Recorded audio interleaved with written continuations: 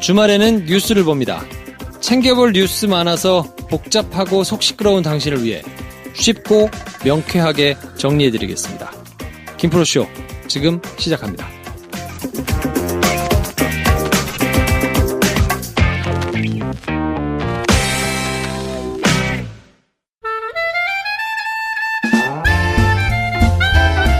네, 주말에는 김 선생과 함께합니다. 어서 오십시오. 안녕하세요. 네, 지난주에 가족여행 잘 다녀오셨어요? 네, 덕분에 잘 다녀왔습니다. 안 계셔가지고 뭐 게시판에 땀 난리가 났었어요. 김 선생 어디 갔냐고. 봤습니다. 제가 거기서 죄송합니다. 다 제 책임입니다 하고서 한번 할복하려고 하다가 그러면 안 그래도 날 더운데 네. 저 때문에 이것 때문에 스트레스 받는 분들 많이 계실 것 같아서 일단 참았고 죄송합니다. 지난주 한 주는 제가 어쩔 수 없이 죄송할 일이 아니죠. 네. 근데 김프로쇼를 1년 좀 넘게 같이 했잖아요. 네. 근데 이렇게 긴 시간 동안 제가 녹음을 안 해본 적이 없었더라고. 2주를 쭉 안 했잖아요. 그렇죠. 그러니까 야 기분 묘하더라고.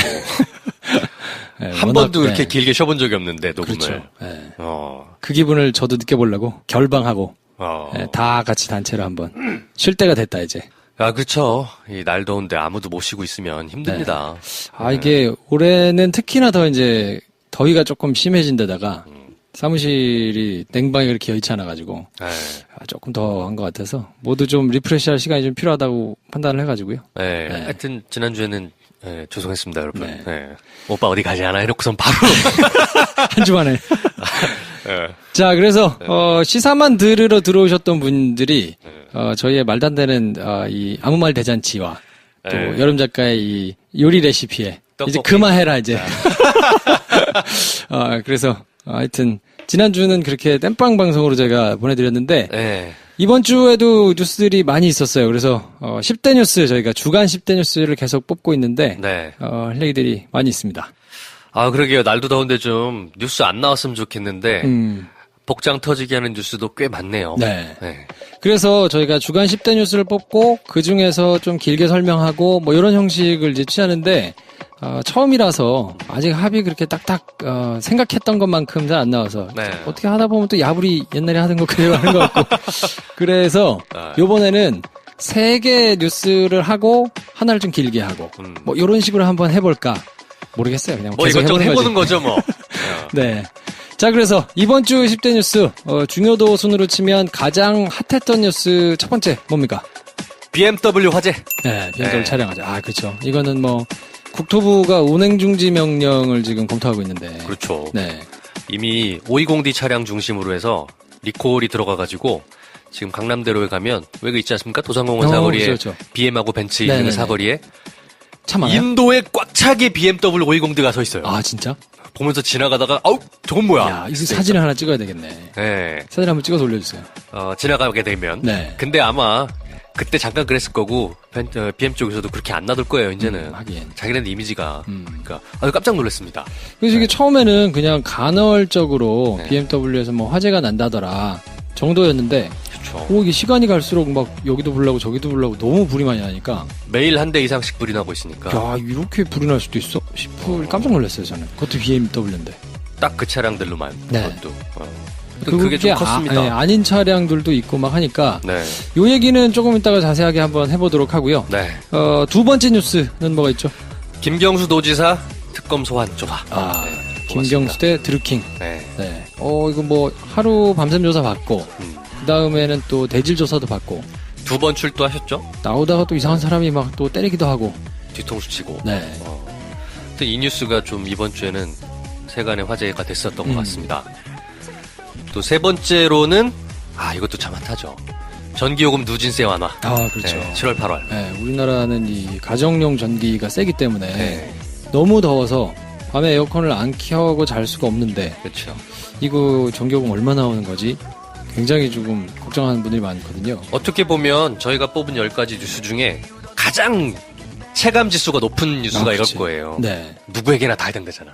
저도 걱정돼요. 그렇죠. 문재인 대통령이 휴가 복귀한 다음에 첫 회의에서 7, 8월 누진세 완화해라. 그래서 7월 금액이 이제 나올 때가 됐으니까. 그렇죠. 네, 그거는 8월분에 추가로 반영해가지고 좀 이거는 대책을 마련해야 된다. 뭐 이러면서 이제 가구당 한 20% 좀 안 되게. 근데 그 20%라는 게 일괄적으로 적용될 수 있는 수치는 또 아닌 것 같아요. 그렇죠. 그러니까 평균 그런데 구간이 다 다르니까. 집집마다 사정은 다 다르니까 네. 어떤 에어컨을 쓰느냐도 다르고 그리고 에어컨마다 뭐 온도나 뭐 이런 걸 어떻게 했느냐에 따라 또 다 다르니까 네. 어쨌건 누진세는 좀 완화하는 쪽으로 정책 검토가 발표가 됐는데 이제 실제로 결과물을 받아들이는 이제 8월 말이 됐을 때는 굉장히 또 여기에 대해서 이게 싼 예는 둥 비싼 예는 둥 뭐 이 정도밖에 안 된 예는 둥 말이 많을 거예요. 네. 네. 결과적으로 보면 가정용 전기에 부과되고 있는 이 누진세를 어떻게 할 거냐라는 게 가장 큰 화두로 남을 것 같습니다. 네. 그래서 네. 전기세는 어쨌든 좀 실질적인, 실효적인 네. 이런 대책이 조금 나왔으면 하는 생각이 조금 있고 그렇죠. 불만이 조금 없었으면 싶은데 네. 김경수 특검 드루킹 어떻게 보셨어요? 아 이거는 뭐랄까요? 결국에는 뉴스 보는 사람 입장에선 관심 있는 딱 한 가지는 뭐냐면 그래서 댓글 조작에 김경수 지사가 개입을 했냐 안 했냐잖아요. 그 지시를 했느냐. 네. 그러니까 그거를 밝히는 거잖아요. 그렇죠. 그 관점으로만 보면 아직은 뭐가 밝혀지거나 나온 건 없는 상태인 것 같아요. 특검 쪽에서도 아직 조사가 완료가 되지 않았기 때문에 조사 결과를 발표한 것도 아니고 슬금슬금 흘리는 내용만 좀 있는 편인 거잖아요. 그래서 평가를 좀 유보하고 그냥 지켜보고 있는 편이에요. 다만 이 허익범 특검의 발표로 인해서 사실은 우리는 노회찬이라는 정치인을 잃었고 그리고 뭔가 편향돼서 수사되진 않는 것인가라는 그런 의심은 또는 걱정은 있어요. 네. 이게 아무래도 김어준 씨가 그랬던가요? 네이버에서 매크로가 돌아가는 거는 워낙 오래된 일이고 그렇죠. 이게 단순히 그냥 김경수 도지사 그 부분에서만 있었던 게 아니면 알아내려고 치면 금방 뭐 알아내고 이 매크로에 대해서 문제를 삼을 수 있을 텐데 네. 매크로를 활용한 정치권 어떻게 되는가? 그럼 사이즈가 충분히 클 수 있을 텐데 일부러 판을 안 키우는 것 같은 느낌이 좀 있으니까 그쵸. 김경수를 딱 위에다 두고 그거만 하겠다. 김경수와 드루킹을 정점에 놓고 그 얘기만 하는데 네. 사실은 한나라당 시절에 매크로 썼다고 자백한 기사도 이미 한 달 전에 이미 나왔잖아요. 그렇죠. 네. 네. 거기에 대해서는 물론 특검이 어느 정도까지 조사할 것인가라는 정하는 거는 뭐 그분들 재량인 건 맞습니다.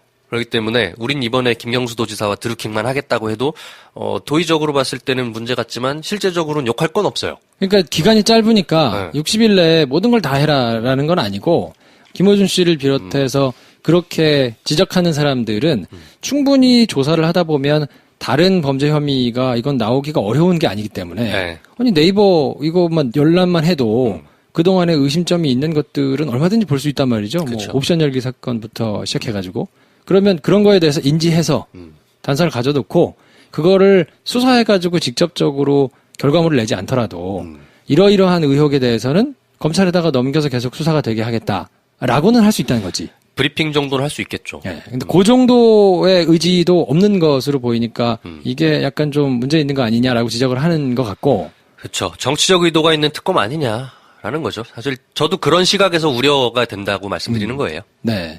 그리고 또 한 가지 볼 거는 제가 이제 조사받는 내용을 좀 바깥에서 보면 네.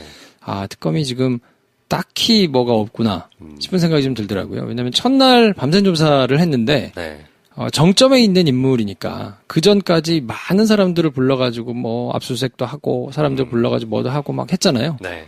그러면 이 사람을 불러다가는 추궁을 한단 말이에요. 이런 게 있는데 맞느냐 뭐 이렇게 쭉 해서 밤샘 조사를 했는데 그 다음번에 수사를 할 때 보니까 드루킹하고 직접 대면을 시켰단 말이에요. 그렇죠. 근데 보통은 스모킹건을 가지고 있거나 뭐 이런 경우에는 그렇게까지 직접 대면을 잘 안 시켜요. 왜냐면 그거 아니어도 충분히 드루킹한테 들은 얘기, 뭐 진술 받아놓은 걸로 그걸 제시하면서 이렇게 저렇게 얘기를 할 수 있거든요. 네. 근데 굳이 앉혀가지고 얼굴을 보고 싸우게 하는 거거든요. 그럼 이제 막 어디서 거짓말을 하더라도 누가 막 이렇게 막 성토하고 어쩌고 하다 보면 이제 말이 뭐 엇나갈 수도 있고 엇갈릴 수도 있고 뭐 이러잖아요. 네. 그러면 이제 그런 것들을 잘 받았다가 조서에다가 아마 좀 포함을 하고 뭐 이럴 건 텐데 일반적으로 물증이나 증언이 촘촘하게 잘 많은 경우는 대지까지 안 갑니다. 그러니까 그 말인즉슨 지금 특검은 드루킹의 구두 진술 외에는 특별히 증거할 게 없다 이런 정황으로 보인다. 딱히. 그럴 가능성이 조금 높아 보이고 네. 그러면 그래서 기소를 안 할 것이냐. 제가 보기에는 기소를 안 하면 너무 두드러 맞을 거거든요. 그러니까 기소를 하기는 할 것 같은데 네. 지금 수사에 외부적으로 보일 때 성공했느냐 안 했느냐를 따지는 건 보통 이제 구속이 되느냐 마느냐니까. 그렇죠. 구속영장 약간 7기세라는 분석들이 좀 있어요. 네. 왜냐하면 구속영장을 쳐야 되죠. 그래야 면피라도 하니까. 구속영장을 쳐놓고 이거 뭐 외부에서 분위기 보고 이게 좀 그래가지고 여론 때문에 안 내줬다 법원 핑계를 네. 그렇게라도 대고 빠져나가야 될 테니까. 어쨌건 난 구속영장 신청은 했다. 우리는 할 만큼 다 했고 이거는 뭐 이렇게 해야 뭐라도 있어 보이지. 그리고 살아있는 권력이니까 뭔가 영향력을 미쳐가지고 못하게 한 것 같은. 그렇게 말고는 방법이 없지 않나. 네. 그리고 영장도 안 치고 그냥 불구속 기소를 한다 그러면 아니 이거 하려고 특검까지 해서 이렇게 난리를 부린 거야? 그러면 자한당은 또 딴 얘기 할 텐데 당사자들은 얼마나 능력이 없으면 뭐 이런 이제 부담을 안게 되는 거 아닙니까? 그렇죠. 처음부터 드루킹 특검은 지방선거 전부터 특검이 이제 결정이 됐었던 거잖아요. 그때 저희도 야불에서 얘기했던 게, 야, 이 특검 되게 맞기 싫겠다라는 얘기를 했었잖아요. 어떻게 해도 약간 욕먹는 구조니까. 그런 모양새로 돌아가고 있습니다. 근데 만약에 여기서 정말 눈치를 보고 정무적인 판단을 하는 특검이라면 아까 얘기했던 여기저기 다 정치권에서 매크로를 어떻게 이용했는가로 수사의 판을 아마 키우거나 네. 아니면 그런 것들을 인지해가지고 검찰에 토스하거나 네. 뭐 이렇게라도 할 텐데 제가 보기에는 특검의 주요한 포스트에 계신 분들이 상당 부분 확신을 가지고 있는 것 같아요. 보수 정권 쪽에. 네. 그러다 보니까 그게 뭐 직접적으로 드러나진 않더라도 나름의 확신을 가지고 이거는 좀 살아있는 권력을 친다라는 지금 입장에서 조금 접근하는 게 아닌가. 말씀하신 대로 특검 쪽에 있는 분들의 어떤 확신범석적인 스탠스 플러스 보수 언론의 서포트 플러스 자한당의 야부리가 겹쳐지면서 김경수 특검, 드루킹 특검이 굉장히 뭔가 큰 사회 문제인 것처럼 지켜 보이게 하는 상황인데 사실은 내용을 한꺼풀 들여보면 별게 없어요. 별게 없어. 그런 느낌입니다. 그래서 그게 확연히 드러나는 게 이제 언론도 예전처럼 막 몰이한다고 달려들지 않아가지고 뭐 이렇게 횡하더라고요. 예, 사람들 오는 것도 그렇고 분위기도 그렇고 또 주요 언론들이 이거 말고도 다른 이슈들이 많아가지고 네. 좀 묻혀 지나가는 느낌이 좀 있는데 어쨌든 60일인 수사기간을 30일 더 연장하려면 네. 사전구속영장을 반드시 쳐야 될 거고 그 영장을 쳐서 만약에 발부가 되면 그걸 명분으로 이제 연장해달라. 그럼 연장 안 할 수 없을 테니까 아마 영장은 치지 않겠나 싶은 생각이 드는데 요거는 상황을 추후에 어떻게 진행되는지를 한번 지켜보도록 하고요. 8월 말이면 60일이 끝나가죠? 네. 네. 얼마 안 남았네요. 남았습니다. 네. BMW 화재 얘기를 조금 자세히 해보고 싶은데 네. 원인이 뭐냐가 제일 중요하긴 한데 이 이슈도요. 굉장히 여러 가지 설왕설래가 있고 막 뉴스가 매일 나오지만 딱 두 가지 초점으로 좀 봤으면 좋겠어요. 하나는 진짜 불타는 이유가 뭐냐. 두 번째는 BMW의 대응 방식에 혹시 문제가 있는 거 아닌가. 이 두 가지 초점인 것 같아요. 네. 그래서 원인은 사실은 명확하게 밝혀진 바는 없어요. BMW 쪽에서는 이제 배기가스 재순환 장치 EGR이라고 EGR, 하죠. EGR의 문제다라고 계속 얘기하고 그거 왜 한국에서만 몰라냐? 모른다. 다른 건 아니냐? 아니다. 네. 계속 이 얘기만 한 거죠. EGR이다. 그렇죠. 그러니까 그게 일방의 주장이기 때문에 사실은 밝혀졌다고 볼 수는 없는 거죠. 네. 뭐 때문에 불이 나고 있는지는 명확하지가 않습니다. 그래서 그거를 찾아내는 것도 사실은 쉽지가 않다 그래요. 왜냐면 이미 네. 탔으니까. 그렇죠. 불탄 차를 가져다가 조사를 하는 게 다른 기계관을 찾아내는 것보다는 굉장히 어렵다고 하는데 네. 그래서 시간이 좀 오래 걸릴 거다. 그래서 정부에서도 이거를 조사를 좀 하겠다고 하는데 네. 여의치 않은 면이 조금 있는 것 같고요. 그래서 원인을 밝혀지는 거는 단기간 안에 될 것 같지는 않고요. 이제 두 번째로는 이미 불타버린 소비재에 대해서 공급한 판매자의 대응 방식, 그리고 그 대응 방식을 지도 감독해야 될 국가기관의 태도, 요게 두 번째 이슈예요. 네. 거기에 대해서는 초기 BM의 대응 방식이 별로 옳지 않았다라는 생각은 분명 듭니다. 네. 입장 발표도 늦었고 A센터 갔을 때도 원인은 모르니 이거에 대해서 우리가 다 책임지마 이런 태도는 당연히 수입차 업계에서는 기대할 수 없는 태도였고요. 그러니까 이 방식대로 꾸준히 일관해왔고 이 사단이 난 거예요. 근데 리콜 발표도 사태가 처음 발생했을 때부터 한 35일인가요? 이 뒤에 났고. 근데 리콜도 내년 3월에 해준다며? 그러니까 레코를 하기 전에 일단 사전에 안전점검은 다 네. 한번 쭉 돌린다. 그래서 지금 BMW 서비스 센터는 24시간 돌아가고 있긴 해요. 역부족이긴 해요, 근데. 그러겠지. 팔린 대수가 얼만데. 10만 대가 넘게 팔린 대수를 그 몇 개 안 되는 그 영업센터에서 다 할 수가 있냐. 야. 그러니까 막 전화 연결 안 되고 막 24시간 전화통 붙들고 있는 유저들 나타나고 전화 연결 안 되니까 그냥 센터 판매장 영업장 앞에 그냥 차 세워놓고는 가버리고 뭐 이런 난리가 난 거예요. 야, 진짜 깝깝하겠네. 예. 상호간에 깝깝한 상황인 거죠. 그 차 타고 있는 사람 입장에서 얼마나 깝깝하겠습니까? 그럼요. 불이 나는데 어떻게 타, 그걸. 굉장히 스트레스예요. 저도 만약에 내 차가 그렇게 불이 자주 나고 있는 그런 차종이다 생각하면 나 하루에 한두 시간 이상씩 무조건 운전해야 되는데 이거 어떻게 되냐. 고민 많을 것 같아요. 그러니까요. 네. 막 고속도로에서 불나고 이러니까. 네.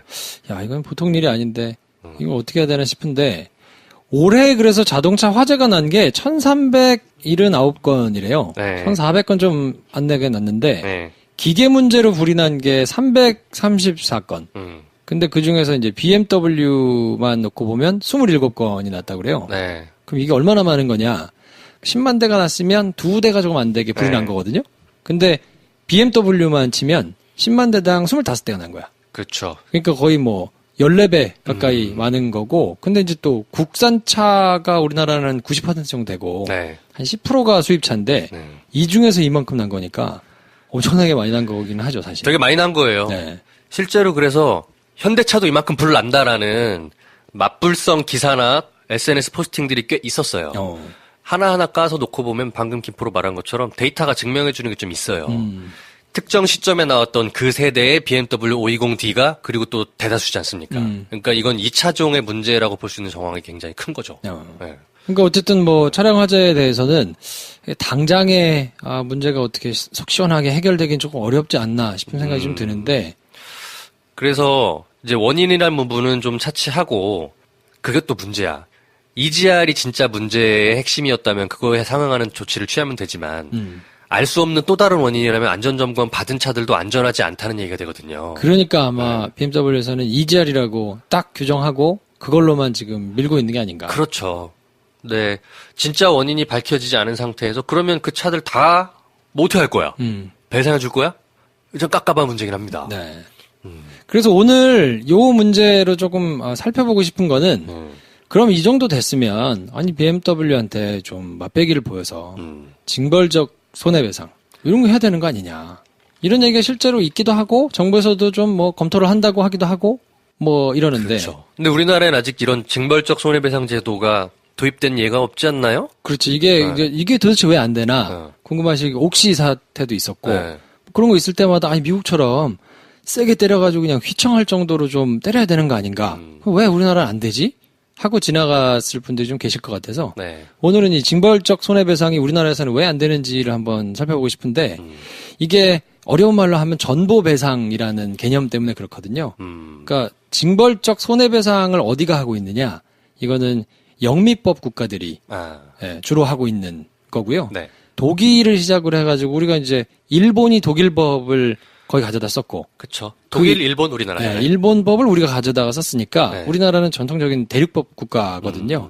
근데 대륙법에서는 개념이 전보배상이라는 개념이에요. 이건 이제 민사소송이니까. 네. 민사로 소송을 했을 때 얼마를 물어줘야 되느냐. 이게 전보배상이라는 걸 쉽게 풀어서 얘기하면 손해를 끼친 거에 상응하도록만 배상한다는 거예요. 그러니까 내가 만약에 500원 손해를 끼쳤으면 500원 물어주는 게 맞다. 그것보다 더하면 형사로 하던가 네. 아니면 행정 처분도 받을 수 있으니까 민사에서는 딱 손해를 끼친 것만큼만 보상을 해주는 게 대원칙이다 보니까 징벌적 손해배상은 잘못했으면 막 수십 배, 막 수백 배 해야 되는데 네. 그거는 맞지 않다는 거죠.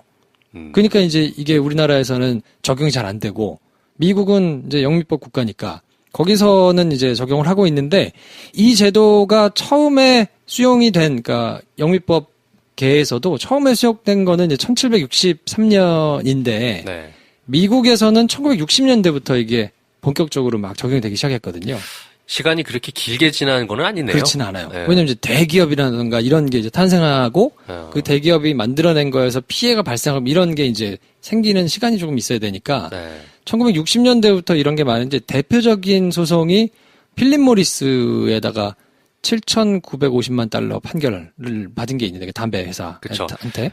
그러니까 건강에 유해하냐 네. 안 해하냐 이거에 대해서 굉장히 오랫동안 시민단체들이랑 증명하는 그런 시간들이 있었잖아요. 그렇죠. 논쟁들이. 네. 그래서 결국엔 유해하다 판정했고 거기에 대해서 국가가 징벌적 손해배상을 엄청 때려맞았죠. 7,900만 불이요. 네. 그러니까 요걸 바탕으로 해가지고 만든 영화가 에린 브로코비치예요. 그렇죠. 예.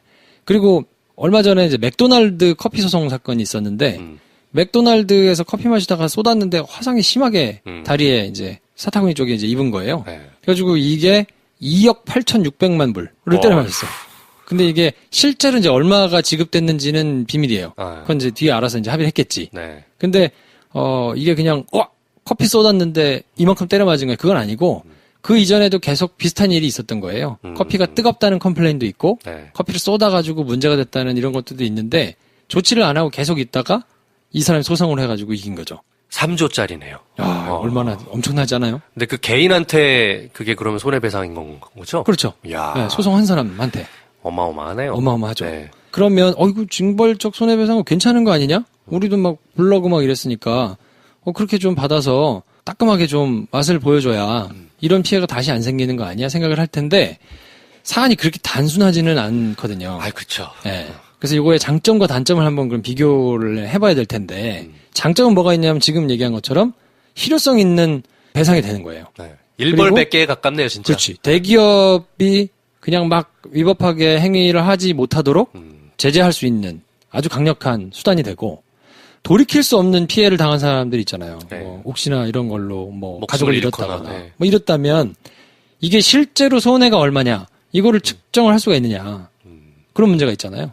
그렇죠. 자녀를 잃었는데 이 손해를 금액으로 어떻게 환산할 거야? 그렇죠. 네. 예, 보통은 징벌적 손해배상이라는 것 자체가 이렇게 커다란 어마어마한 사건에 제기될 경우가 많으니까 네. 그러면 이거는 할만하다라는 게 이제 찬성하는 사람들의 논리고 반대하는 쪽의 논리도 일견타당하기도 하거든요. 전보배상 원칙에 따라 보면 이게 내가 피해를 입힌 것보다 훨씬 더 큰 배상을 해야 되면 죄를 안 지은 거에 대해서도 처벌을 받는 거하고 똑같은 거 아니냐라는 개념이 하나 있고요. 그리고 어쨌든 판단을 우리나라는 배심원도 아니고 법관이 혼자서 하는데 네. 법관이 판결 한 번 딱 한 걸로 기업이 망해버릴 수도 있다는 거죠. 그러니까 그거는 괜찮냐라는 문제가 있을 수 있고 네. 망했다가 항소하고 상고하고 해가지고 이게 다시 뒤집었어. 무슨 소용이야. 이미 망해버린 회사 어떡할 거야? 네, 그런 위험성이 좀 있을 수 있고 그리고 이게 민사니까 민사로 이거를 배상을 해주고 나서도 여전히 남아있는 거는 형사처벌, 그렇지. 행정처분 이런 거 남아있거든요. 네. 그러면 어마어마하게 때려맞고 형사처벌도 받고 하면 이중처벌을 금지하는 원칙이라든지 아니면 뭐 일사부재리 원칙이라든지 이런 거 하고 어긋난다라는 얘기도 있고 또 이제 더 실질적인 건 뭐가 있냐면 생각해봐. 맥도날드에서 커피 쏟아가 3조 받았어요. 그러면 안 하겠어? 진짜 소송을 많이 할 거 아니에요. 소송의 왕국이 되겠네요. 소송은 로또야, 고. 어. 그러니까 설마 그렇게 하겠어? 미국에서 진짜 많아요. 그걸 노리고 하는 사람들이 엄청 많죠. 대표적인 예가 뭐가 있냐면 바지 소송이라는 게 있어요. 판사가 자기 세탁소에서 이제 세탁물을 맡겼는데 바지가 안 오는 거야. 그러니까 이거를 징벌적 손해배상 그걸 때렸어요. 그래가지고 엄청나게 많은 속가를 해가지고 소송을 했거든요. 나중에 알고 봤더니 그 세탁소에서 받으면 이거를 갖다 줄 거 아니에요. 큰데 공장에다가. 그리고 다시 받아가지고 주는 거잖아요. 그렇죠. 그 딜리버리가 좀 늦게 된 거예요. 그러니까 이건 얘네 잘못은 맞지. 근데 며칠 뒤에 온 바지 주니까 자기 게 아니라고 그랬어. 이거 내 게 아니야. 없어졌어. 그리고 이걸로 비슷한 손해를 본 사람들이 법률적으로 서비스를 받을 거에 쓰겠다, 나머지 돈은. 그러니까 돈을 엄청나게 해놓고 그거 받으면 내가 가져가는 거는 조금, 나머지는 비슷한 피해를 받은 사람의 법률 서비스 뭐 받는데 주겠다고 해가지고 결국 가다가 졌어요. 근데 이 이제 세탁소 주인들이 한인들이었거든요. 네. 그래서 결국은 져서 세탁소 망했어요. 망하고도 못 배상할 만큼 큰 금액을 때려 맞은 거 아닐까요? 아니지. 아니야? 이겼어. 그 세탁소가 이겼어. 아, 이겼어? 그러니까 판사가 자기가 억울하다고 소송을 냈는데, 판사가 졌구나. 네, 네. 패소하고 기각당했거든요. 네. 그러니까, 근데 그 소송을 치르느라고 세탁소는 망했고, 이 판사는 알고 봤더니, 그때 이제 뭐 부인하고 이혼하고, 뭐 차압 들어오고 막 이런 것 때문에, 노렸구나. 네, 택도 아닌 이런 걸 한 거예요. 하물며 판사도 이런 거를 할 정도니까, 네. 미국 제품들 보면 진짜 이상한 거 많거든요. 경고 문구에 뭐 아이를 태운 채 유모차를 접지 마시오. 접겠냐? 그게 다 소송을 대비한 그런 깨알 그렇죠. 같은 것들이군요. 다. 그리고 자는 도중에 드라이 하지 마시오. 어. 자면서 누가 드라이를 해. 근데 그런 것도 하는 거예요. 문제될 소지는 네. 애저녁에다. 그러니까 막 뭐 사람을 넣고 돌리지 마시오. 막 이런 게 말도 안 되는 경고 문구 붙어 있는 게 다 이런 것 때문인데 미국은 정말 소송의 왕국이거든요. 네. 그러니까 이런 소송들이 너무 많은데 소송 때문에 치러지는 비용에 대해서 그러면 책임이 있으면 소송을 못 할 거 아니에요. 만약에 내가 소송을 했는데 지면 저쪽에서 소송 때문에 발생한 피해도 내가 배상해야 돼. 이렇게 되면 문제가 될 텐데 그건 또 없거든요. 그러니까 밑줘야 본전이지. 네. 해서 잘 되면 대박이고 안 돼야 뭐 그냥 번거로운 거 말고는.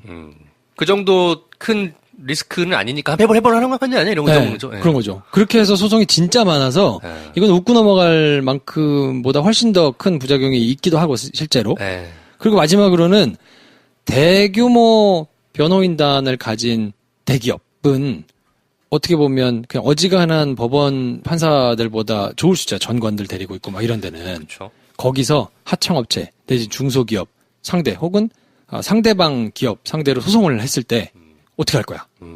법무팀이 없는 혹은 약한 기업들은 속수무책이거든요. 네. 그러니까 그걸로 악용될 가능성도 없다고 못하는 거죠. 양면이 다 있네요. 당면이 있죠. 네. 그러니까 뭐 삼성, 애플 소송해가지고 막 난리 푸는 게 대표적인 건데, 저쪽 하는 거를 방해해야 되겠어. 이 정도는 비용으로 쓰자 하고 이제 할 수도 있는 거라 이런 거를 다 따져보면 이게 또 근데 필요한 것 같기도 한데 부작용도 있으면 어떻게 해야 되지? 그래서 나온 절충안이 뭐냐면 3배수예요. 3배수. 너무 많이 때려뱉지는 못하고 딱 3배 맥스로. 맥스로 3배. 그러니까 피해액의 3배 내에서 네. 범위 내에서 할 수 있다. 이렇게 되면 뭐 요거는 몇 배. 그러면 그나마 좀 절충이 되지 않느냐. 그래서 상당수 많은 국가들에서 요 3배 절충안을 좀 차용하기도 하고 하거든요. 실제로 그래서 우리나라도 뭐 하도급법, 개인정보보호법, 가맹사업법 뭐 이런 여러 가지 법률 안에서 요 3배. 3배 원칙이 들어가 있군요. 네, 3배 내에서 한다라고 징벌적 손해배상의 개념이 일부 포함된 절충형을 지금 쓰고 있거든요. 그러니까 김현미 장관이 징벌적 손해배상 관련해가지고 뭐 이렇게 검토할 수 있다도 제가 보기에는 요 범위 내에서 뭐 관련 법을 바꾸거나 뭐 이래가지고 아마 진행될 가능성이 좀 있지 않나. 네. 네. 그러니까 미국처럼 아예 막 BMW가 망할 만큼 막 그런 종류의 징벌적 손해배상을 도입하겠다는 얘기는 법 체계를 다 다시 손봐야 되기 때문에 그거는 쉽지는 않아 보이고 다만 이미 절충형을 사용하고 있기 때문에 요 정도 수준에서 전개될 가능성이 좀 있지 않나. 네. 네. 그 소비자들 소제기하려고 하는 카페가 만들어졌고 그 카페 운영하는 변호사님이 얼마 전에 뉴스공장에 나왔죠? 그렇죠. 네. 인터뷰를 했더니 귀여우시더라.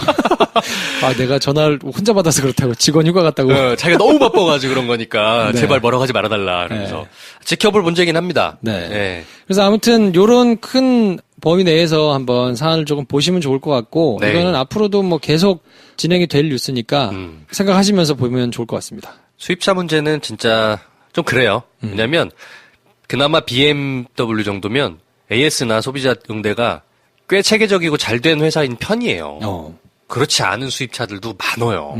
근데 한 개인이 무언가 거기에 대해서 문제 삼기에는 이게 약간 역부족인 상황들이 많습니다. 그래서 얼마 전에 지난주인가요? 90년대 유명 연예인이 수입차 매장 그치. 가가지고 깽판 쳤다고 하는 뉴스가 있었죠. 레인지로버. 네. 네. 그 렌즈로버 이버크 타시던 잼 멤버예요. 근데 특정 브랜드를 거래하면서 좀 미안하긴 합니다만 그 회사가 AS 쪽으로 문제 많아요. 진짜 많아요. 네. 뽑기라고 해. 진짜. 네. 네. 차 살 때 뽑기 잘했냐고 물어본단 말이죠. 그 진짜요? 정도예요. 네. 근데 이런 거는 BMW 이번 소송이 만약에 진행된다 그러면 뭔가 샘플이 나오겠네요. 네. 하여튼 지켜보면 좋을 것 같고요. 네. 자, 그리고 네 번째, 다섯 번째, 여섯 번째 뉴스는 뭐가 있나요? 네 번째 뉴스. 3차 남북 정상회담. 준비에 들어갔습니다. 네, 지금 북한이 9일 날 전화 통지를 했잖아요. 네. 현 정부 들어선 처음으로 제안이 온 거라 그러던데 가을 정상회담을 준비하자. 판문점 정상회담이 2번 있었잖아요. 네. 그 우리가 모두 기억하는 생중계 정상회담과 북미 싱가포르 회담 전전주에 있었던 바로 그 깜짝 정상회담. 그때도 판문점 때도 그랬고 가을에 한 번 더 만납시다. 가을에는 평양에서 뵙죠. 뭐 이런 논의들이 오고 가지 않았습니까? 네. 이제 그거의 일환이라고 볼 필요가 있는 거죠. 그렇죠. 네. 그래서 9월 9일이 북한 정권이 수립된 지 70주년이고 그러니까 그 전에 만약에 이뤄진다 그러면 막 이제 준비할 게 많으니까 네. 아마 뭐 판문점에서 다시 한번 북쪽 지역에서 할 수 있지 않겠나 싶은 이제 전망도 좀 도는 것 같고. 그렇죠. 만약에 날짜를 언제 정할지 모르겠는데 평양에서 해야 된다라고 네. 생각을 하면 뭐 시간이 너무 바쁜가요? 이거 지나고 나서 할 수도 있고. 이 남북 정상 교류의 이슈는 요거 역시도 이제 굉장히 많은 관전 포인트들이 있지만 딱 몇 가지로 좁히면 약간 교착 상태에 빠져 있는 북미 관계 때문이라고 보시는 게 정확한 거예요. 네. 그래서 북미 관계에서 북미 정상회담을 한 후에 진척이 없다. 그리고 북은 북대로 실효적인 절차들을 밟아나가고 있는데 미국 쪽에서 뭔가 미온적이다. 그리고 종전선언으로 이어질 것이냐 아니냐. 약간 답답한 상황. 이거가 지금 관전 포인트고 요거의 타겟책으로 다시 한번 남북 정상회담으로 물꼬를 튼다라는 의미가 가장 클 것 같습니다. 네. 네. 사실 북미 간의 지금 논의 과정에서 문제가 되고 있는 것들은 실무자 선에서 얘기가 되기 때문에 계속해서 조건들이 안 맞는 것이 많다라는 관전 포인트가 있죠. 그럴 때 정상들끼리 한 번 더 딜을 해라. 차라리 아랫사람들한테 얘기해서 맡겨놓으니까 일이 안 돌아가는 거 아니냐. 그러면 북미 간의 정상회담을 하기 전에 운전자 역할을 맡은 한국이 먼저 북한 만나고 그다음에 미국이랑 협의해서 북미 간에 얘기할 수 있도록 조율을 하는 게 맞겠다. 그러기 위해선 남북 정상회담이 좀 조기에 개최될 필요가 있겠다라는 이슈들인 것 같습니다. 네. 네. 그래서 이제 9월 9일을 기점으로 해서 나름대로 자기들이 큰 행사니까 네. 그 전에 될 거냐, 그 후에 될 거냐, 그러면 어디서 할 거냐, 그 이슈가 하나 있고, 네. 그리고 이제 9월 말에 유엔 총회가 있는데, 그렇죠. 종전 선언을 할 거라면 그래도 뭔가 이 세레머니를 조금 이 더불어 같이 하는 게 모양새가 좋으니까 네. 그때를 활용해가지고 그럼 종전 선언이 이루어질 수 있지 않겠냐, 네. 뭐 요렇게 보는 시선도 좀 있는 것 같고요. 사실은 올해 안에 할 수 있는 실효적인 어떤 조치들은 종전선언이 다일 것 같아요. 왜냐면 핵폐기란 거는 시간이 오래 걸리니까 네. 종전선언하고 그에 맞춰서 안보리에 내려져 있던 북핵 제재를 일부 해제하는 방식. 이게 아마 올해 안에 벌어질 수 있는 가장 나이스한 그림인 것 같은데 네. 거기까지 가는 것도 지금 쉽진 않아 보여요. 네. 그래서 그거를 타개하기 위해서 한국 정부가 문재인 대통령이 뭘 해야 되느냐. 일단 정상회담이다. 그리고 정상회담에서는 북미 관계가 빨리빨리 나아가지 않는 거는 굉장히 많은 요인이 있겠죠. 대단히 많은 요인이 있겠습니다. 왜냐하면 미국과 중국과의 관계라든가 그리고 미국 내에 여러 가지 그 트럼프 반대하는 정치 세력의 반응이라든가 의회 설득 많이 있습니다. 그러면 그 많은 문제들을 해결해 나가는 첫 단초로 한국이 뭘 할 것이냐. 그 이야기들을 정상회담에서 논의를 해야 된다라는 네. 차원인 거죠. 자, 5번째, 6번째 뉴스는 서초동 소식인데요. 네.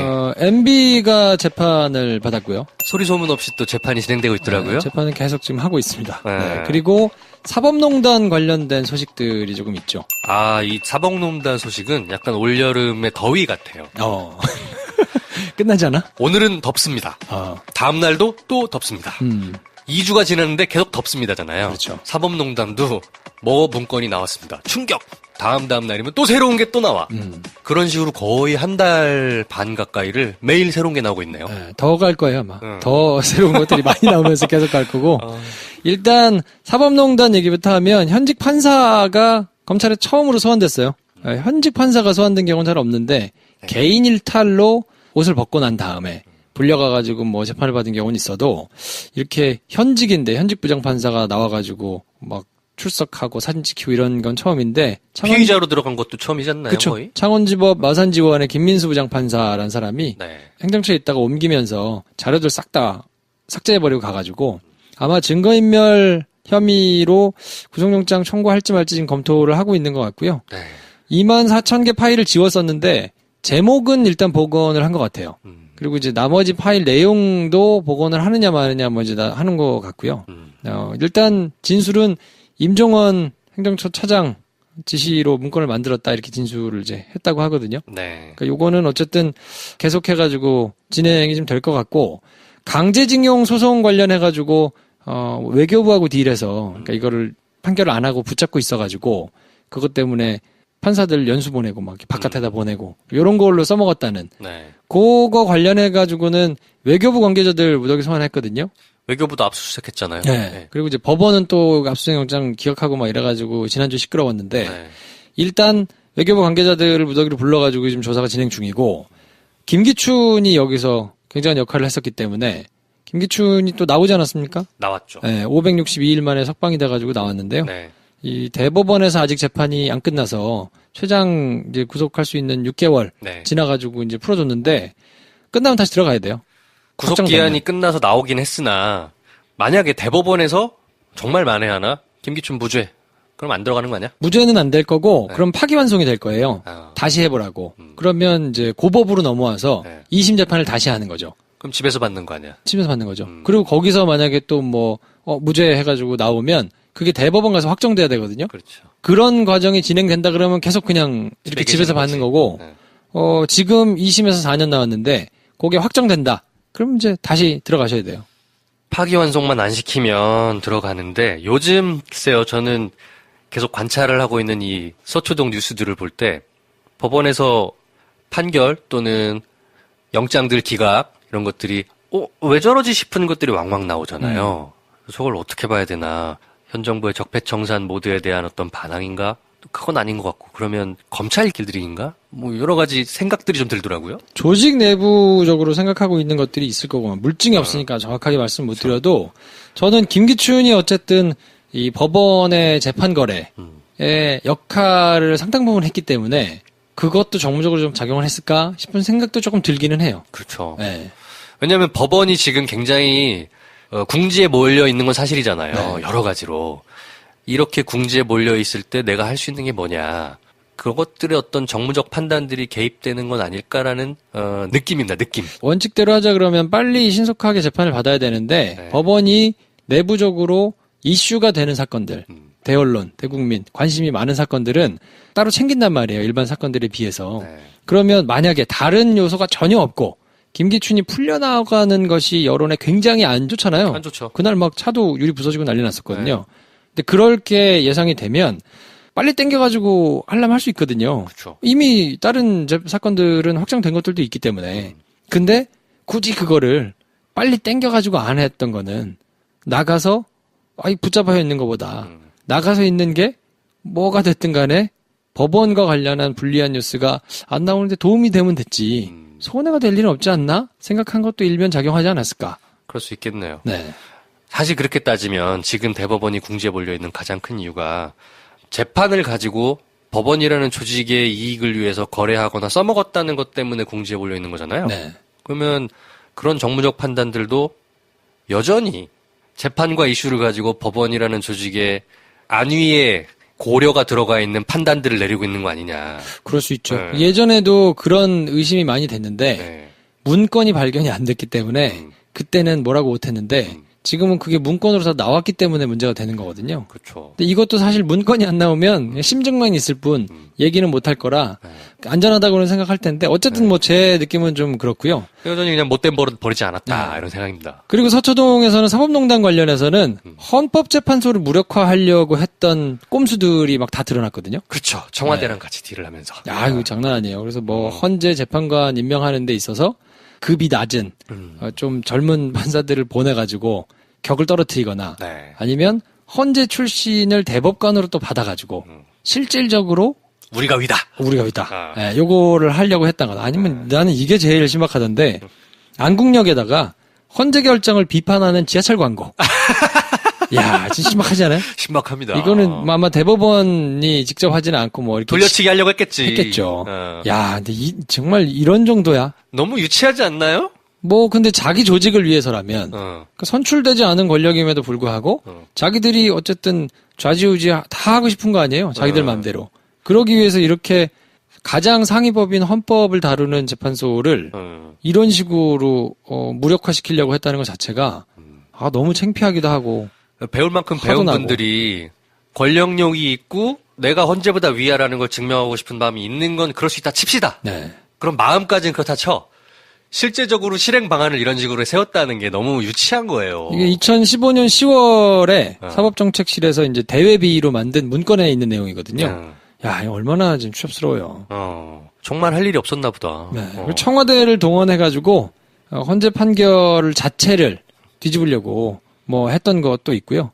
하여튼 좀 추잡스러운 뉴스가 많이 나왔는데. 야, 앞으로 계속 나올 거란 거 아니에요? 네. 사법농단 관련된 소식은 말씀하신 대로 지금의 더위처럼 한동안 계속 지속될 거니까. 계속 나오겠네. 올 연말까지 나올 수도 있겠네요. 네. MB는 뭐 아프셔가지고 재판 못 받으시다가 나와서 지금 다시 재판 받고 계신데 40년 지기가 줄줄줄 다 불었던 것도 구체적으로 공개됐고. 뭐랄까요? 사안이 그렇게 막 실질적으로 중요한 거라기보다는 그 스토리들이 좀 재미난 뉴스들이 저는 이팔성 저 비망록. 우리금융지주 회장이었던 이팔성. 생각해봐. 몇십억을 줬는데 그런 식으로 하면 나라도 졌겠어. 환장할 일이지. 막장 드라마 한 편 보는 것 같더라고요. 네. 기업한 막장 드라마들이 꽤 있잖아요. 내가 저놈한테 얼마를 줬는데 인간적인 회의감을 넘어서 배신감과 분노로 치를 떤다. 뭐 이런 옷값만 얼만데. 저 집안은 다 파렴치 아니다. 하여튼 김백준 씨도 그렇고 이팔성 씨도 그렇고 구체적으로 뭐 진술했거나 뭐 적어놨거나 했던 것들이 재판에서 속속 까지고 있기 때문에 MB가 아무리 아니라 하고 뭐 아프다 하고 해도 그냥 이 재판은 쭉 진행이 되면 중형을 피하기가 어렵지 않겠나. 박근혜 대통령 정도로 뭐 맞지 않겠냐. 최소 20-30년. 네. 너무 더워. 아이스크림 크림. 여름인데 뭘 그렇게 발라? 여름이니까 더 꼼꼼하게 수분을 챙겨줘야죠. 땀이 나는데 무슨 수분? 강한 자외선에 노출되고 땀도 많이 흘리고 자주 씻는 데다가 에어컨 바람까지 피부가 얼마나 건조해진다고요. 여름에 더 건조해지는 피부를 위해 기억하세요. 여름이니까 한 번 더 아이스크림 크림. 자, 나머지 뉴스 3개를 한번 정리를 해볼까요? 국회에서 보여지는 만족스럽지 않은 저들의 태도. 일단 특활비에 대한 정책을 좀 새로 세웠죠. 야, 특활비 신박하더라. 특활비는 쓰고 영수증을 쓰는 것으로. 그렇죠. 그러면서 나는 한 얘기가 너무 재밌는 거예요. 뭐라 그랬냐면 증빙이 필요 없는 돈인데 특활비가 증빙을 하니까 사실상 폐지된 것이다.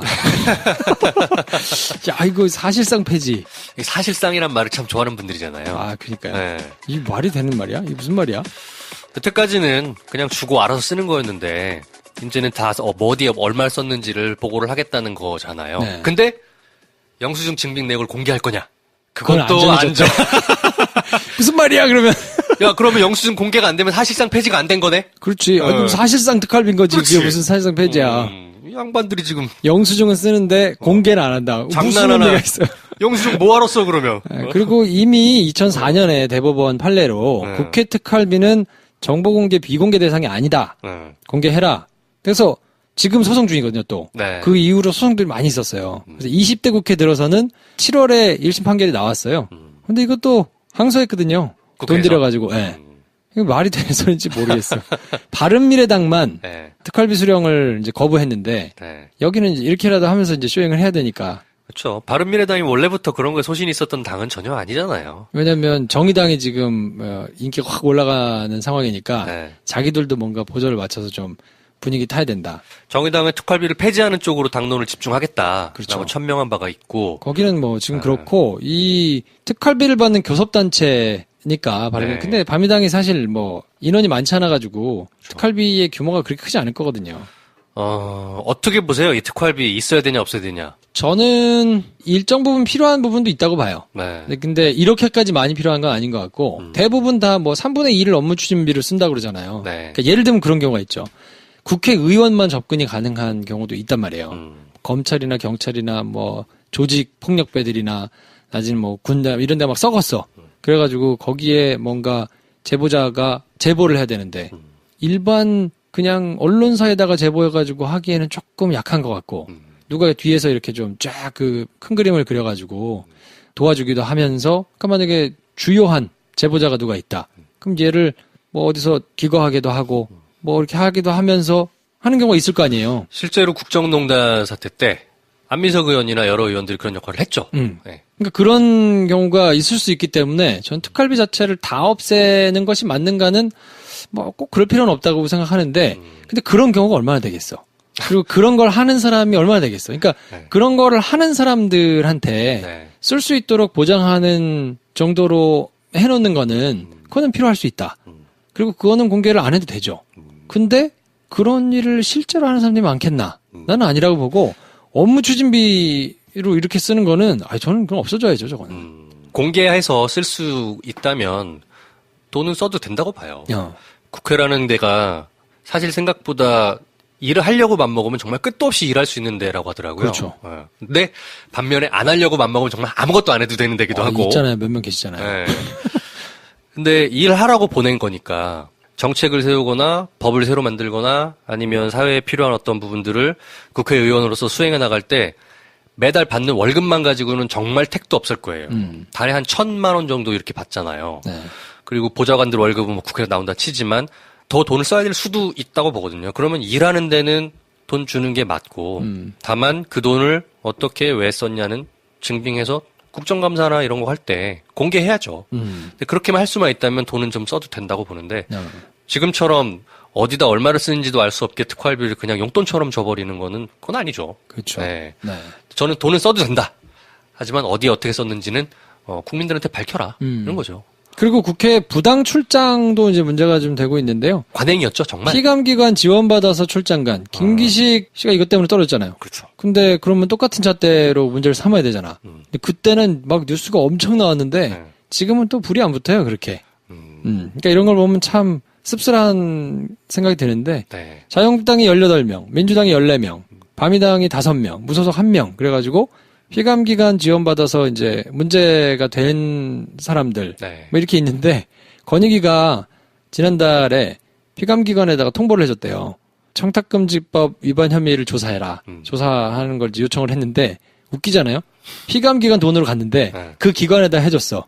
그러니까 조사를 계획하고 있는 곳이 얼마나 되나 그럴 때 한 곳도 없어. 없지. 어떻게 조사해? 자기가 보내줬는데 내가 내 걸 어떻게 조사해. 앞으로는 이제 안 보내겠죠. 네. 근데 그걸 조사라고 해놓으니까 누가 조사하겠어. 그래서 국회 윤리위가 있으니까 네. 윤리위에 회부하겠다고 국회에서 또 입장을 밝혔거든요. 그 윤리위 회부해봤자 의원들이 표결하는 거잖아요. 네. 되겠어? 그래서 찾아보니까 네. 1991년부터 이제 국회 윤리위가 생겨서 활동을 했는데 네. 한 건도 없습니다. 없겠지. 그러니까 피감기관들의 돈 받아서 외유를 많이 했던 거는 굉장히 오래된 관행인 것 같아요. 뉴스를 보니까. 소위 말하는 의원 나리들이 이제 외유를 다니시는 거지. 네. 그리고 뉴스를 크게 다뤄줬기 때문에 코이카 이런 데잖아요. 가게 되면 기관 입장에서는 의원들이 예산 심의를 하잖아요. 네. 우리 기관에 들어올 돈을 결정하는 분들이기 때문에 그냥 그렇게 보내고 받고 의전하는 거였던 그렇죠. 거야. 그러니까 그 고리를 좀 끊을 필요는 있다는 생각이 듭니다. 세렝게티를 그렇게 갔더라. 네, 세렝게티, 뭐 마추픽추, 네. 코이카들이 우리 또 황대리가 또 네. 코이카 사업으로 해외 다니는 사람이잖아요. 그러니까 우리랑 그렇게 멀리 떨어진 얘기도 아닌 거예요. 네. 네. 근데 이런 단순 외유는 딱 잘라서 끊고 일 좀 해라 이런 거죠. 네. 네. 자, 8번째 뉴스는 뭡니까? 워마드 체포영장. 이 입력이 됐어요. 뉴스가 핫했죠, 또. 네네. 그러니까 워마드라는 사이트는 저희가 몇 번 소개도 했고 지금 누구나 다 아시는 사이트가 됐어요. 그러니까 극단적인 남혐 사이트죠. 네. 이게 일종의 유해 사이트로 지정이 돼서 운영자에 대한 체포영장이 발부됐고 그 운영자를 쫓고 있다라는 뉴스인 거죠. 네. 올해 음란물 수사를 보면 일베가 69건, 워마드가 32건인데 음란물을 올린 거에 네. 대해서. 근데 게시자들을 검거한 게 일베가 53건, 워마드는 0건이거든요. 그러니까 게시자를 수사하는 거에 있어서 일베는 서버도 우리나라에 있고 네. 사무실 뭐 대구에 있고 하니까 협조를 하라 그러면 협조를 했다는 거예요. 할 수밖에 없지. 네. 네. 근데 워마드는 서버도 해외에 있고 운영자가 누군지도 모르고 한 명만 지금 특정돼가지고 그 사람에 대해서만 체포영장이 청구가 됐는데 네. 경찰에서는 이제 문제 없다. 이게 우리가 무슨 저 성차별로 한 게 아니고 네. 결과를 보면 알지 않냐라고 얘기를 하는데 사실은 여태까지 뭐 일베라든지 그런 사이트에서 여혐 내지는 뭐 음란물 이런 걸로 그러면 처벌을 충분히 잘 받아왔느냐? 전혀 안 받았는데 너무 미진했는데 소란에 또 막 문제된 사람이 잡히기까지 몇 년이 걸렸냐? 그러니까 이 사안도 굉장히 다양한 스펙트럼이 있겠지만 저희가 뭐 그런 걸 다 검토할 수 없으니 딱 몇 가지 정도 포인트로만 생각을 해보자면 워마드 운영자들에게 이렇게 신속하게 체포영장이 발부된 거는 남녀 차별인 것이냐? 요 포인트가 하나 있겠습니다. 일단 법적인 팩트로 보면 네. 그거는 차별이라고 보기에는 조금 어려울 것 같아요. 제가 네. 보기에는 운영자에 대한 체포영장인데 네. 그러니까 일베가 되게 간교하게 운영자들이 처벌 안 받을 수 있도록 법망을 잘 활용한 거니까 네. 제가 보기에는 이게 체포영장을 된 게 그냥 단순 비교해가지고 성차별이라고 보기엔 좀 어려울 것 같고 네. 근데 요 포인트는 있는 것 같아요. 이 워마드에 대해서 수사를 하는 것이 문제가 아니고 수사를 니네가 여태까지 안 했으니까 우리도 수사하지 마라. 이 논리는 성립이 안 되는 것 같고요. 그렇죠. 여기를 수사할 거면 다른 데도 빡세게 수사해라. 네. 그거는 말이 된다고 보거든요. 그러니까 하필 일베랑 같이 이제 등치가 돼서 문제인데 둘 다 서로 너무 극단적이니까. 근데 일베 외에도 불법 동영상이나 사진들이 올라와 있는 사이트들 어마어마하게 많잖아요. 그쵸. 어마어마하게 많습니다. 그리고 그 중에 꽤 많은 사이트들은 소라넷도 마찬가지인데 서버를 해외에 뒀어요. 그러니까 잡는데 오래 걸렸던 것도 맞거든요. 네. 그러면 지금 그렇게 문제가 되고 있는 사이트들이나 공급자들에 대해서 해외에 서버를 두고 있는 애들에 대해서 빡세게 지금 쫓고 있냐? 있어 왔었냐? 네. 라고 묻는다면 거기에 대해서는 경찰이 사실 그렇지는 못했습니다라고 솔직하게 인정할 수도 있겠다는 생각도 들어요. 근데 앞으로는 열심히 하겠습니다. 네. 이러시든지. 저는 그렇게 차라리 그 부분을 인정을 하는 게 맞지 않나 싶고 네. 현실적으로 다 할 수는 없다 하더라도 네. 그거를 막기 위해서는 아주 따끔하게 뭔가 액션이 있어야 되는데 네. 여태까지 없었으니까 우리도 할게, 우리도 하지 마. 이거는 말은 안 되는 되죠. 것 같고 네. 여기도 할 거면 둘 다 이게 세워가지고 또 인정할 건 인정하고 네. 해야 맞는 게 아닌가. 그렇죠. 그래서 현실적으로 워낙 그런 사이트들이나 불법 도박 사이트도 마찬가지고 많기 때문에 해외 서버를 두고서 국내에서 그 불법적으로 영업을 했던 데들은 가장 이렇게 경찰도 조직이 한계가 있기 때문에 그걸 다 할 수는 없었다는 부분도 없지 않아 있었을 거예요. 그래서 임시 방편으로 많이 썼던 게 이제 FBI 워닝 그 사이트 있죠. URL을 치면 안 나오게 막아버리는 네. IP를 막아버리는 방식으로 임시로 대응했던 부분들이 많이 있었는데 경찰이 이제 워마드에 대해서 수사를 하겠다 그러면 프로 말한 것처럼 우리가 현실적인 한계는 있으나 다른 부분들 문제가 되는 것도 최선을 다하겠다. 그리고 웹하드 업체들 이런 데도 불법적으로 올라온 자료가 끝도 없이 있는데 네. 그게 이제 그것이 알고 싶다 해서 지난주에 다뤘던 얘기거든요. 국내에서 영업하고 있는 웹하드 그 데이터들 중에 불법 촬영된 영상이나 사진들이 굉장히 많다. 그러면 걔네들에 대해서 건건히 지적해서 내리라고 말을 하지 않고 행정적인 조치를 취해왔었냐? 라고 말하면 그것도 경찰이 할 말이 없는 부분이기도 해요. 네. 그래서 지금은 기왕 이렇게 문제가 불거진 이상 경찰이 좀 각 잡고 대응을 해 나가는 게 맞는 것 같습니다. 네. 네. 자, 마지막 뉴스는 뭐가 있을까요? 요거는 이건 종교 뉴스로 볼 수도 있지만 사실 사회 문제로 볼 수도 있습니다. 네. 서울의 명성교회 부자 세습 인정입니다. 대한예수교 장로회 네. 총회 재판국에서 이 이제 명성교회 세습이 맞냐 아니냐 네. 이걸 이제 판단을 했는데 뭐 법원에서 나온 거는 아니고요. 네. 교단에서 이제 결정을 내렸는데 15명이 비밀 투표를 했는데 네. 8대 7로 괜찮다고 정당하다라고 인정한 정당하다고 거죠. 인정을 한 거죠. 네. 근데 이제 교단 헌법에 뭐라고 돼 있냐면 위임 목사를 이제 청빙하는 데 있어서 사직하거나 은퇴하는 사람의 직계가족은 청빙하면 안 된다라고 돼 있는데 네. 야 재밌어. 은퇴하는 사람의 직계는 안 된다고 했으니까 네. 이 김사원 목사 같은 경우는 은퇴했거든 이미. 은퇴하고 몇 년 쿠션을 줬죠. 네, 다른 사람이 있었으니까 네. 이거는 은퇴하는 게 아니니까 은퇴한 거니까 네. 상관없다라고 이게 무슨 말이야 장난이야 뭐야. 장난이죠. 네. 그 아들이 김하나 목사라고 그렇죠. 하는데 명성교회가 이제 뭐 교회 안 다니시는 분들은 잘 모르실 수 있겠습니다만 어마어마하게 큰 교회예요. 우리나라에서 두 번째로 큽니다. 네. 네. 여의도 순복음교회 다음으로 큰 교회입니다. 네. 진짜 큽니다. 크면 뭐겠어요? 당연히 뒤에 따라오는 여러 가지 영향력과 그 재정 돈이 제일 네. 많은 거죠. 네, 그겁니다. 그래서 이게 이제 교회 내부의 이슈라고 볼 수 없는 판단이 드는 이유는 사실 재벌 승계해 주는 거랑 크게 다르지 않은 이슈예요. 근데 재벌들은 정식으로 승계를 하려면 그에 따르는 세금을 굉장히 많이 내잖아요. 네. 그거 피하려고 꼼수 부렸다가 이재용 부회장이 저렇게 되고 어려움을 겪지만 그렇다면 교회는 세습을 하게 되면 사회적으로 그 비용을 치르고 있는가? 세금도 안 내요. 없죠. 네. 뭘 치르겠어요. 그러면 종교 집단이라고 해서 저걸 저렇게 세습하게 두는 게 맞는 것이냐. 굉장히 사회 전체의 어떤 상식선에 부합해서 비춰볼 때 옳지 않죠.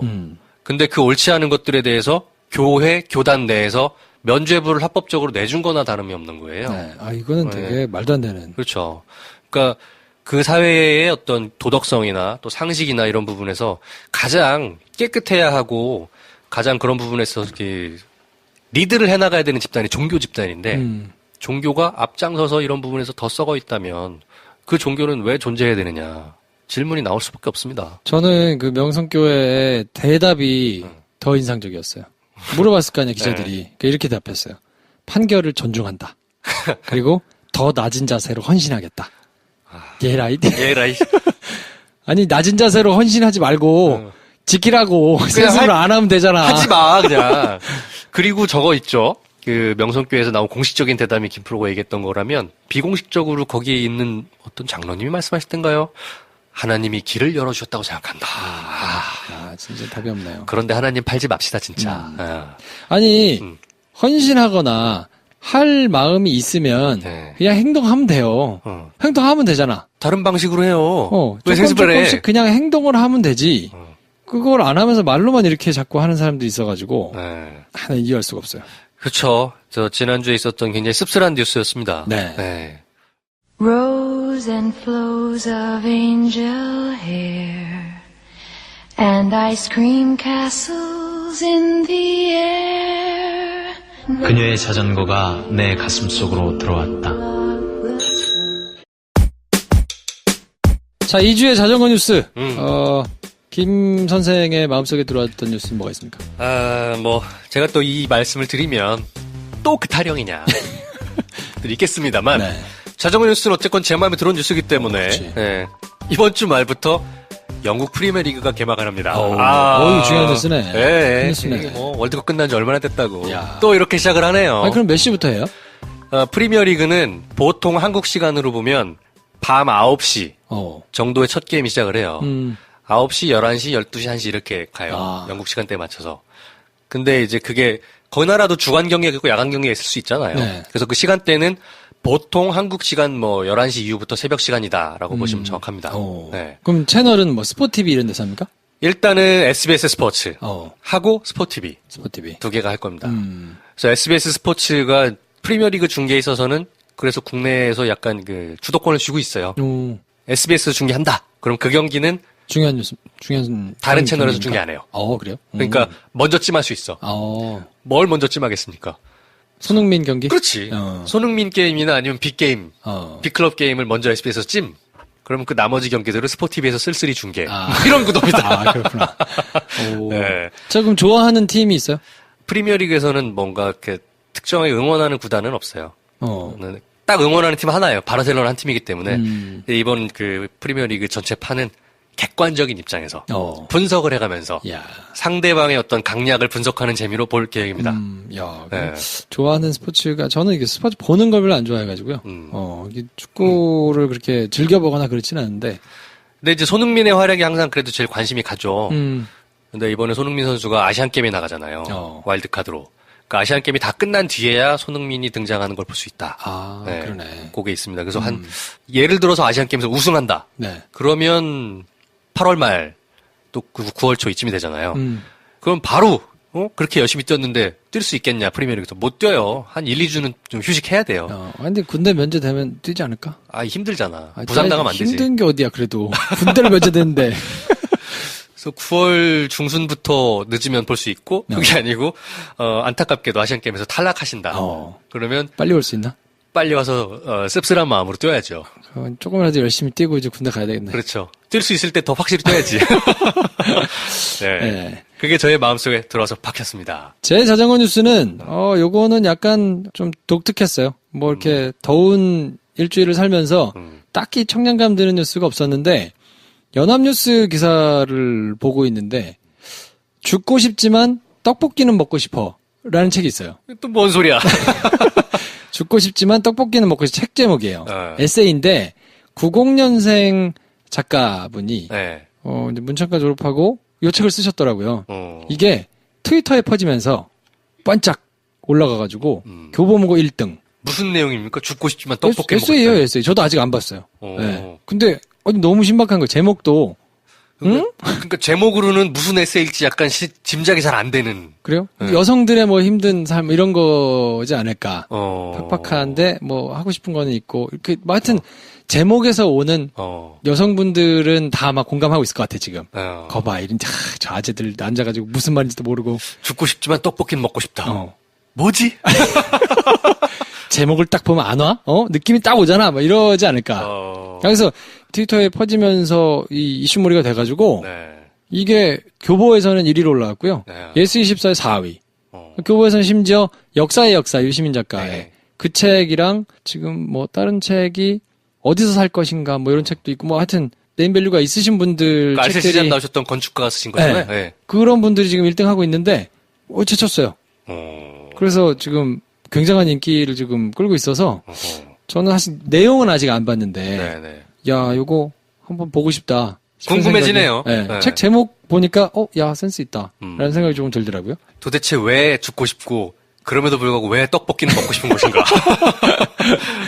네. 아무튼 자전거 뉴스까지 이번 한 주에 이슈가 됐던 내용들을 한번 묶어가지고 저희가 방송을 해드렸는데요. 네. 네. 그래도 더위가 조금 가신 것 같지 않습니까? 조금?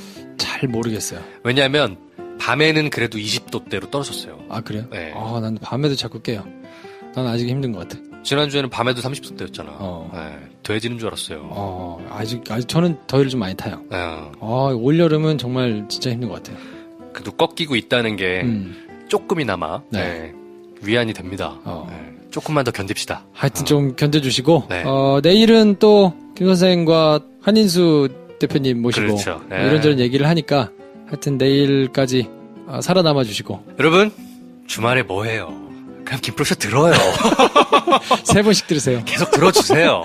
네. 좋잖아요. 네. 아무튼 저희는 내일 또 다른 주제 가지고 찾아뵙고요. 오늘은 네. 이 정도에서 정리하겠습니다. 다음 시간에 뵙겠습니다. 감사합니다.